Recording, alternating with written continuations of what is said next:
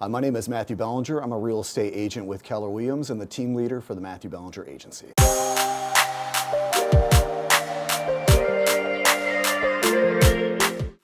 So one of the most common questions I feel like I get asked a lot is, hey Matt, I need to sell my house before I buy my next property. How does this work? What are my options? Right? So if you need equity out of your home in order to buy that next house, there are two different types of contingencies that are commonly going to be used. One is contingent upon the sale. Now what this means is maybe your house is not on the market yet. We certainly don't have a buyer for it, meaning we don't have a close date. It's possible it may not sell. These are the things that the seller of the home that you want to buy are going to be looking at. Now, contingent upon the sale is typically accompanied by a 72-hour contingency. So what I mean by this is they could potentially accept your offer. They're going to continue to have that home in an active status, continue to have showings. If they get a buyer that has another offer that's accepted, that's acceptable, they can go ahead and take that offer. When that happens, your 72-hour clock starts. So that means that you have 3 days to either A, get your home under contract, or B, come up with some sort of creative financing that's going to allow you to move forward with the purchase without it being contingent upon the sale of that home. The second type of contingency is contingent upon the close. So this one is used a lot more frequently. It's a lot more palatable from the sellers that are reviewing your offers.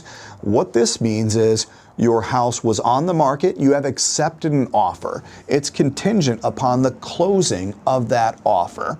So this means that they have a copy of the purchase agreement. They have a close date. They can look at your buyer's pre-approval. They have all of the information. The further you get through the sale process, the less of an issue this contingency can potentially be.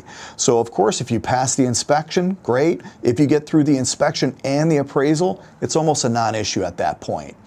So one thing that I really want to make sure hits home is if you are trying to buy a house and it's contingent upon the sale, meaning you don't have a buyer for your home, you really need to have the expectation that the house that you try to buy is something that the majority of the other buyers in the market have passed on.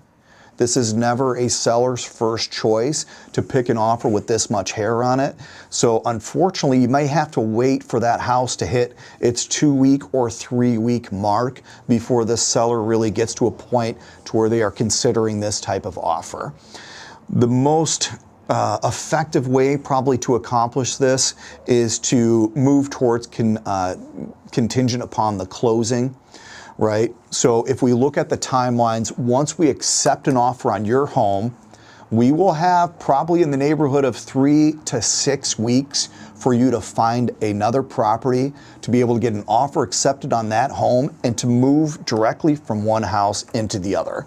If this is something that gives you anxiety, what I'd like you to think of is if you've been looking on the multi-list, agents have been sending your homes, or you've been combing Zillow, if you see like my house was sold today, there's plenty of options I want to go out and look at, this shouldn't really be an issue for you. On the other hand, if you've been looking for 3 months and you really haven't seen anything that fits the criteria that you have to proceed with caution. So if you know that you need to sell your home in order to buy another house and your property is not on the market yet, please feel free to reach out. I'd be happy to share some tricks and different financial programs that might give you that edge to be able to buy without even selling your home.